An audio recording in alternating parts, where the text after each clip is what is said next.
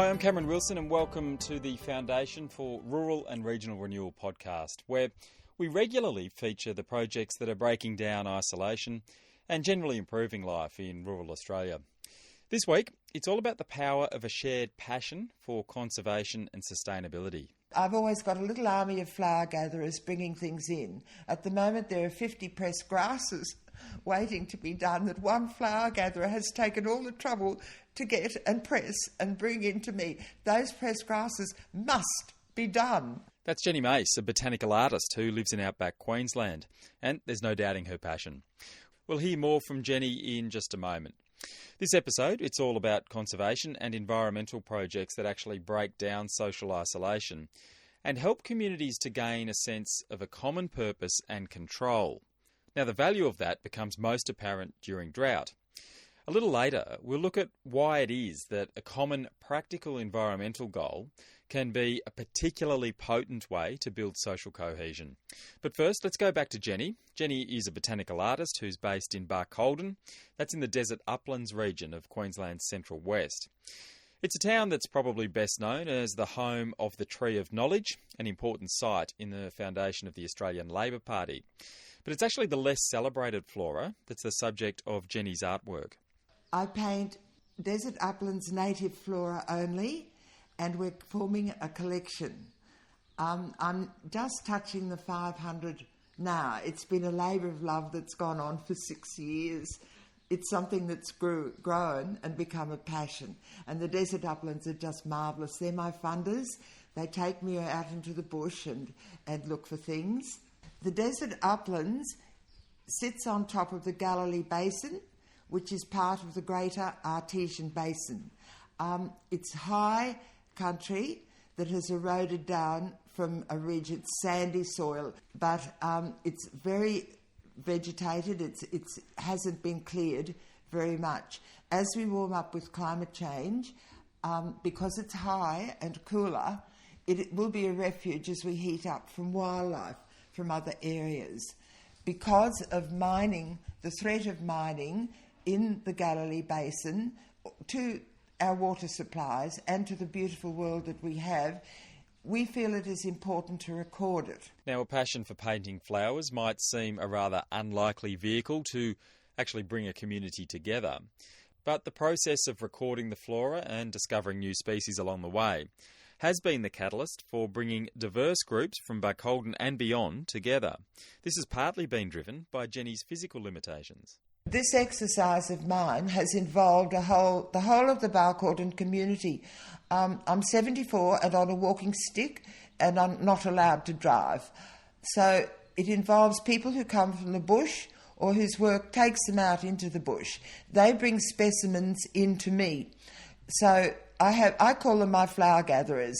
They come and go, but I've always got a little army of flower gatherers bringing things in. At the moment, there are 50 pressed grasses waiting to be done that one flower gatherer has taken all the trouble to get and press and bring into me. Those pressed grasses must be done. So I love my flower gatherers, and the other people that it involves is the Queensland Herbarium, and we're very, very grateful to them. Pressed specimens and paintings, they're watercolours mostly, a couple of pencils but very few, go down to the Queensland Herbarium for botanical identification and for cross-referencing. They are our only authority. We don't go on the net. We don't listen to other people. While the scientific identification is left solely to the herbarium, when it comes to actually showing the artworks, well, the more people involved, the better it is. Small exhibitions are regularly held around the district, which not only bring the community together, but it also involves the men's shed to help make it happen. They've made racks to put paintings on when it goes into an exhibition, and they've made easels. And they've also made card stands for us. The Desert Uplands prints my work. They use my copyright, and they print my work, and they take the proceeds of the sale of mugs, cards and prints and things. That helps fund our exhibitions. When the big exhibition goes up, 200 go on the wall, but we have lots of mini exhibitions. We might send the wattles here, or grasses there, or eucalypts there. Little minis are easy, but when we put the 200 on the wall, it's a big exercise. Jenny Mace, whose art and exhibitions is funded via the Desert Uplands Committee. That's a group that's been supported in the past by the FRRR. This is the FRRR podcast. I'm Cameron Wilson. This edition is all about uniting a community and breaking down social isolation through conservation, sustainability projects or environmental restoration. Now, of course, not every community has a renowned botanical artist to rally around, but that doesn't really matter. The FRRR has funded various projects run by land care groups around Australia, a Queensland Murray-Darling committee that brought together women with a common interest in natural resource management, and there are plenty of other examples too, where conservation has been the driver for a program that aims to reduce stress and isolation during drought. Annie Grindrod is an FRRR board member with extensive experience in philanthropy in the environmental sector. She says there's a number of reasons why these sorts of projects are so effective. Well, I think when there's a lot of pressure on landholders in tough times, particularly in drought, to manage what they're doing on their farms, but also to think about the environmental assets of a region. There's a lot of value in people spending time looking at their wider environment, so outside their farms. And I think one of the things that we saw up in the Desert Uplands region is a very unique environment that is under enormous pressure, not just from unreliable rainfall, but also the added pressure from mining and exploration on private land.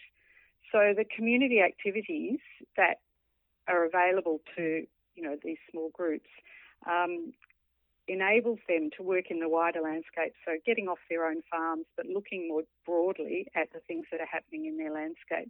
And that not only obviously works to help protect the natural environment, but helps those communities connect with each other. And I think we saw quite clearly how there were people who were able to spend time together supporting each other, not just in their shared interest in the environment, but also in their interest in supporting each other's well-being. So what, in some ways, would it be fair to say that the common interest of the environment or conservation is almost like the catalyst to break down isolation? Yeah, I think so. And I think, these people love their environment. They love where they live. So to look at how they can, help support and preserve wetland areas or protect wildlife corridors for birds and animals, expanding habitats by tree planting, all these things give them concrete things to do. So, I think it's a very practical application of environment projects that helps people to connect with each other. Digging in the ground, getting out with a spade or a hose, really does give people, a common interest. Mm. In your experience, how difficult is it to actually get a community-driven environmental program or conservation program started, to get it off the ground?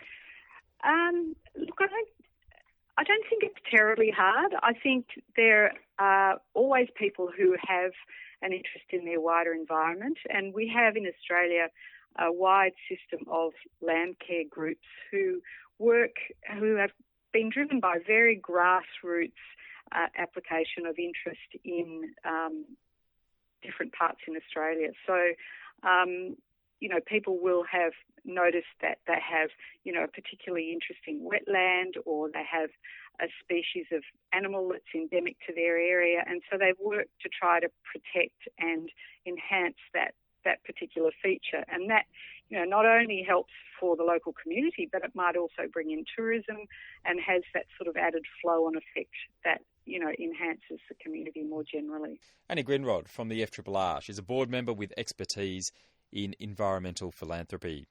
And he also points out that the FRRR has a strategy of supporting medium to long-term recovery from natural disasters, so funding work to improve the environment that's been impacted by sustained drought, that's a natural fit.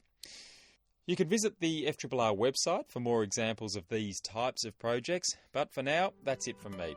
I'm Cameron Wilson. Thanks for listening.